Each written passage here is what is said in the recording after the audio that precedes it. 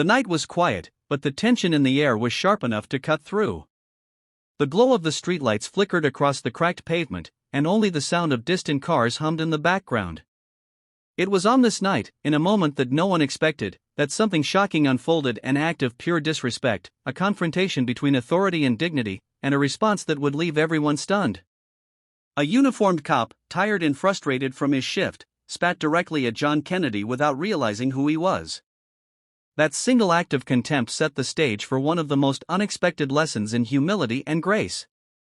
John Kennedy had been walking quietly along the street, trying to clear his thoughts after a long day of meetings and public responsibilities.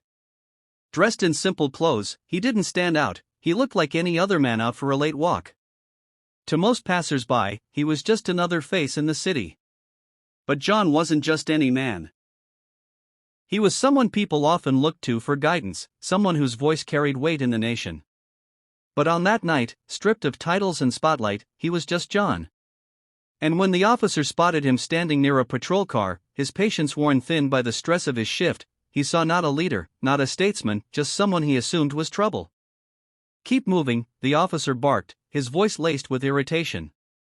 John, calm as ever, nodded and took a step aside. But in a flash of misplaced anger, the officer spat at him. The spit landed on John's jacket, the gesture loud in its silence, humiliating in its intent. For a moment, the world seemed to freeze. Those who witnessed it, a few late-night shopkeepers, a man closing his food stall, and a teenager scrolling on his phone, gasped. They knew instantly what the officer did not: this wasn't just any pedestrian. That was John Kennedy, a figure whose very presence commanded respect. But John himself did not react with the anger most would expect. He didn't raise his voice, didn't threaten, didn't even wipe his jacket in haste. Instead, he turned his calm eyes toward the officer and said softly, "Son, you don't know who I am. And that may be a blessing." The officer froze, suddenly sensing the weight in John's tone.